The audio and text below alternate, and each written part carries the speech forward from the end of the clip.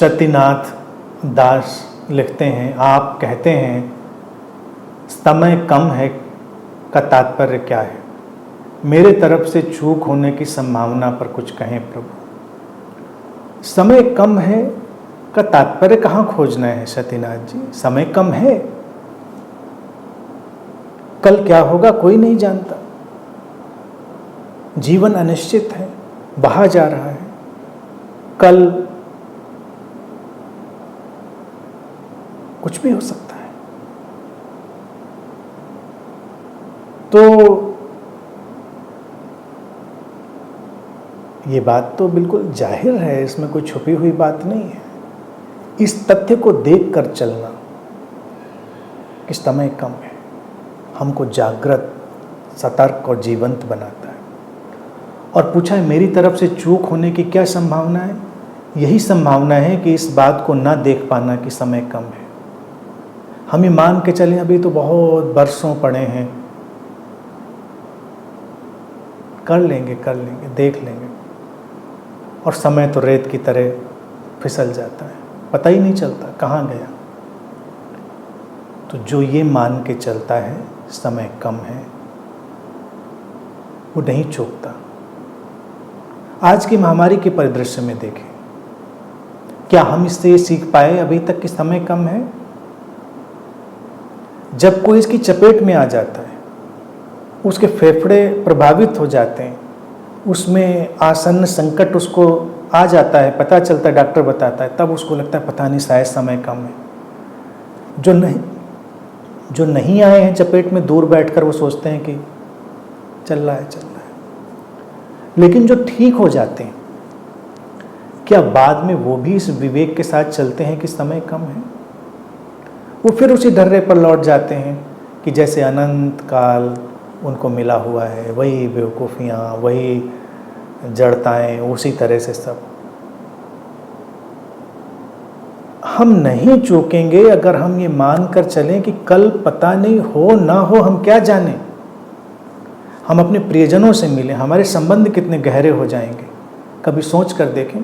अभी हम ध्यान नहीं देना चाहते, तुम्हारे चाहे पति पत्नी हो, बच्चे हों, माता पिता हों, आप बस ऐसे उड़ती उड़ती भागती भागती निगाह से देखते हैं कि जैसे अनंत काल तक तुमसे मिलते ही रहेंगे, पता नहीं कल मिले ना मिले। तो तुम अगर उनसे थोड़ी देर भी मिलोगे तो बहुत ही गहनता से मिलोगे। ये नहीं कि इसको एक पैनिक बना लिया जाए, रो रो के मिला जाए कि हाय पता नहीं कल मिलेंगे कि नहीं मिलेंगे। नहीं, एक कॉन्शियस फ्लो लाइफ में होना है। तो हम क्या चूकेंगे? हम कुछ नहीं चूकेंगे। इस सेशन में हम लोग बैठे, कई लोग पूछते हैं कि अब फिर अगला सेशन कब होगा? मेरा कहना है कि वही नहीं चूकेगा जो मान के चलेगा कि यही सेशन पता नहीं आखिरी हो, कल का सेशन हो ना हो। तो सतीनाथ दास जी, यही मैंने हमेशा कहा है कि समय कम है, सचमुच में कम है। ये कोई फिलॉसफी नहीं है, ये तो वास्तविकता है।